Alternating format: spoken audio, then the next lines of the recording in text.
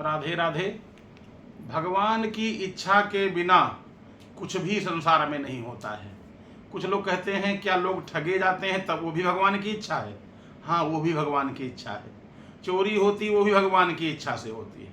यानी जो भी कर्म होता है वो भगवान की इच्छा के बिना वास्तव में नहीं होता है।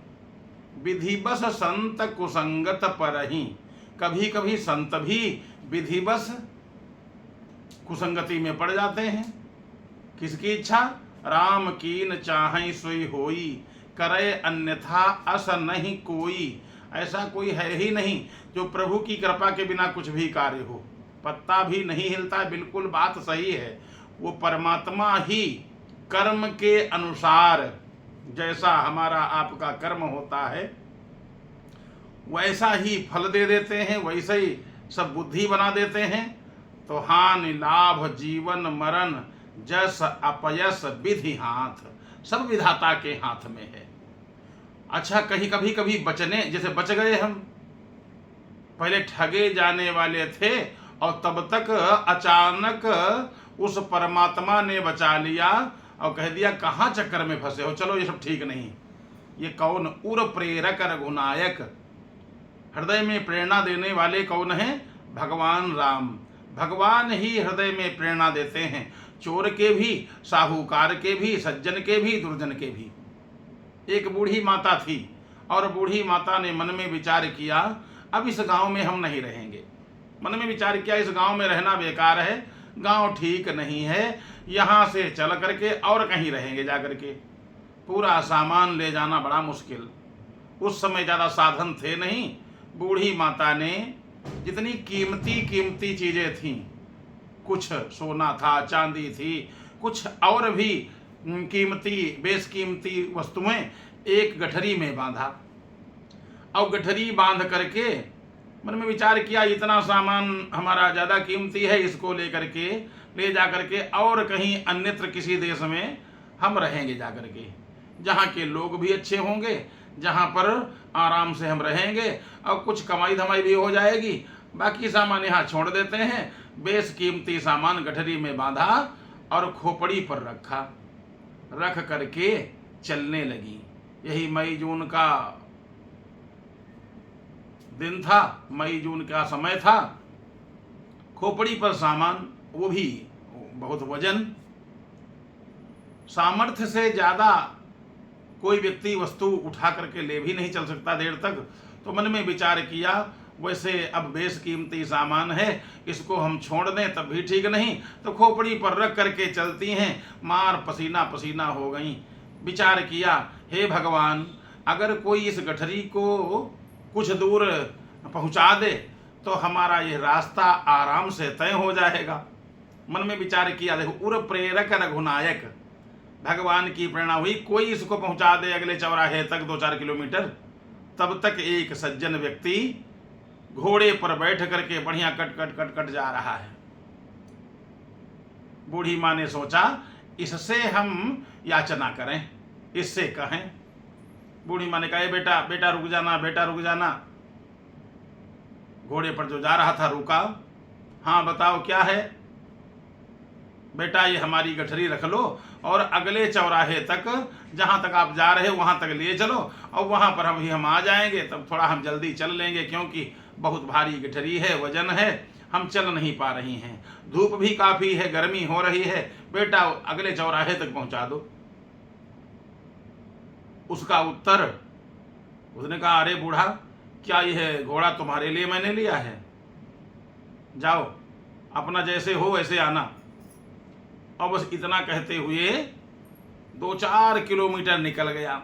जब 4-5 किलोमीटर निकल गया तब तक बीच में मन में विचार किया ये बुढ़िया थी, चल भी ज़्यादा पाती नहीं है और गठरी में पता नहीं क्या हो सकता कोई अच्छी जेवरात हो, कोई अच्छी चीज़ें हो, मालदार कोई माल उसमें भरा हो, तो अगर इसको हम ले लेते और लिए चले जाते, यानी छीनना भी न पड़ता, वो तो दे ही रही थी, ले लेते और बढ़िया लिए चले जाते।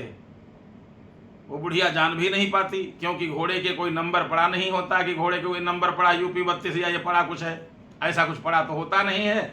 घोड़े की पहचान भी नहीं कर पाएगी। हम अलग गांव के रहने वाले, बूढ़ा अलग गांव के रहने वाली। अब जाते हैं और जा करके उस बूढ़ी माँ से गठरी ले लेंगे। विचार किया, देखो उर प्रेरक रघुनायक, प्रेरणा जैसे ऐसे आई। अब देखो इसको कष्ट होना है, इस घुड़सवार को कष्ट होना है थोड़ा। क्यों? जैसे कोई व्यक्ति कुछ दूर आगे निकल गया हो, फिर वापस आना पड़े, और जिसके लिए आया वो काम भी न बने, तो कष्ट तो होगा ही।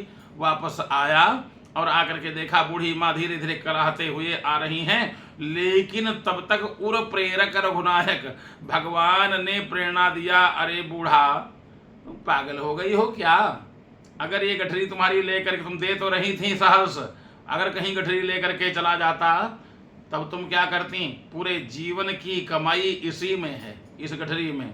तब तुम क्या करती? पहचानती इसको हो नहीं, तुम बेकार में। बुढ़िया ने मन में विचार किया, बात एकदम बिल्कुल सही, अगर इसको हम दे दिए होते। अब देखो प्रेरणा आने लगी, मन में विचार आए, हाय मैं इसको जानती भी नहीं हूँ, दे देती तो अपने हाथ से गठरी दे देती इसको और लिए चला जाता, तो हम क्या करती? भगवान ने प्रेरणा जब ऐसी दिया, बुद्धि बनाई, तब तक वो आया, माता जी क्या हुआ बेटा? अरे माता जी हम काफी दूर निकल गए, तब हमारी बात समझ में आ गई, हम मालूम पड़ा हमसे कोई कह रहा हो, अरे बूढ़ी माँ है और गठरी ले लो, बेचारी परेशान हो रही हैं, मैंने सोचा परोपकार इतना कर दें। बूढ़ी माँ बोली, बेटा जिसने तुमसे बताया कि वापस होकर के चलो गठरी ले लो, उसी ने हमको भी बता दिया। क्या? कि अगर ये गठरी लेकर के कहीं चला जाएगा तो तुम क्या कर लोगी? बेटा अब जिसने तुमको बताया वही बताने वाला, वही सर्वेश्वर, वही परमेश्वर, वो हमसे भी बता गया कि बेकार में ऐसे विश्वास नहीं करना चाहिए। पता नहीं बेटा तुम कहाँ के रहने वाले हो, अब मैं गठरी देने वाली नहीं हूँ, मैं धीरे धीरे जहाँ तक जाना है मैं चली जाऊँगी। इस प्रकार से बूढ़ी माँ ने कहा।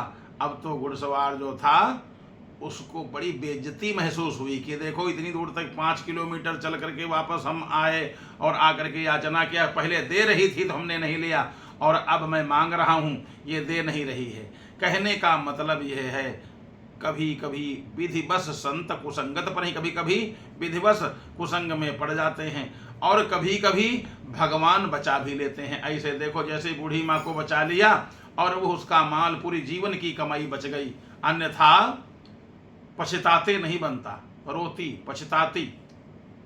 कहने का मतलब यही है, प्रभु प्रभु राम कीन चाहै सोई होई, करे अन्यथा अस नहीं कोई। भगवान जो कुछ करना चाहते हैं वही होता है, और करने वाला संसार में है कौन? कर्म के अनुसार भगवान प्रेरणा देते रहते हैं, कर्म के अनुसार भगवान सुमार्ग पर लाते रहते हैं। जैसा जिसका कर्म है, अगर कर्म खराब है तो थोड़ी सी बुद्धि भ्रष्ट कर दिया और व्यक्ति जहाँ नहीं जाना चाहिए वहाँ चला गया, जो नहीं करना चाहिए वो काम कर बैठता है, और जब कर बैठता है फिर दुख होता है, इसमें संशय नहीं है। इसलिए भगवान पर ही सब कुछ छोड़ना चाहिए। प्रभु आप जो भी हमसे करवाओगे मैं वही करूँगा। अगर ये हम समर्पण कर दें, आत्मसमर्पण कर दें परमात्मा के ऊपर, तो परमात्मा हमारे अंदर, हमारे मन में, हमारे हृदय में बहुत अच्छी भावनाएं उत्पन्न करेंगे। जैसे कहीं हम गलत काम के लिए जा रहे हैं, कहीं कुमार्ग पर जा रहे हैं, तो परमात्मा हाथ पकड़ लेंगे। हाथ पकड़ना यानी एक मन कहेगा चलें, दूसरा मन अरे नहीं वहाँ जाने से कोई फायदा नहीं है। ये प्रेरणा देने वाला और कोई नहीं है, वो परमात्मा ही है। ये प्रेरणा देते किसको हैं? जिनके कर्म अच्छे हैं, जो भगवान पर निर्भर हैं, जो भगवान को ही मानते हैं कर्ता, और जो मूर्ख हैं, अहंकारी हैं, हाँ, तो कर्ता अहम इति मन्यते, अहंकार विमूढ़ात्मा, जिनकी बुद्धि भ्रष्ट हो गई है, मैं ही करता हूँ ऐसा मानते हैं, उनके हृदय में फिर अच्छे विचार नहीं आते, और भगवान उनको बचाते भी नहीं। काहे बचावें? क्योंकि जब मनमानी व्यक्ति कर्म करेगा तो फल भी उसका खराब होगा। तो जो मैंने कहा कि चोरी, अगर चोरी होती वो भी भगवान की प्रेरणा से, क्योंकि जैसे किसी व्यक्ति ने अधर्म किया तो चोरी होगी। एक श्लोक, एक दोहा आता है, बड़ा सुंदर है। कहा लक्ष्मी के सुत चारि हैं, धर्म अग्नि नृप चोर, और जेठे के अपमान ते, तीन करत भड़फोर। लक्ष्मी के सुत चार हैं, लक्ष्मी जी के 4 पुत्र हैं, धर्म, अग्नि, नृप और चौथा चोर। जेठे के अपमान ते, अब 4 भाई हैं, भले ही एक चोर है, भले ही एक आग, धर्म, अग्नि, नृप, चोर, एक राजा एक चोर। कोई माने कोई मेल नहीं खाता, लेकिन हैं तो हैं, और उनकी सबकी आवश्यकता है। ऐसा नहीं कि उसके चोर की आवश्यकता नहीं है। चोर की आवश्यकता क्या है? अगर किसी ने कर्म खराब किया है, अधर्म पर चल रहा है, तो चोरी होगी। जेठे के अपमान ते, जेठा कौन है? धर्म। धर्म को जिसने छोड़ दिया, धर्म से विमुख हो गया, अधार्मिक बन गया, तो कहा 3 जो भाई हैं वो फिर भड़फोड़ करने लगते हैं, वो एकदम से उपद्रव करने लगते हैं। कैसे? जैसे लक्ष्मी के सुत 4 हैं, धर्म, अग्नि, नृप, चोर। धर्म, तो धर्म को छोड़ा तो क्या हुआ? आग लग गई। आग भी ऐसे नहीं लगती है, धर्म से व्यक्ति जब जीव विमुख होता है तो आग लग गई, आग से बचा भी। धर्म, अग्नि, फिर नृप, राजा ने दंडित कर दिया, जाओ इतना रुपया लाओ, नहीं दोगे तो समझ लेना, अर्थदंड दे दिया राजा ने। धर्म, तो धर्म से हटा, आग लगी, और नहीं आग लगी तो राजा ने दंडित कर दिया, और उसके बाद अगर उसने भी नहीं तो चोरी हो गई।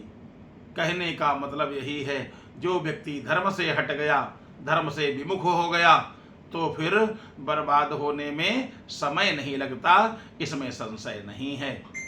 राधे राधे।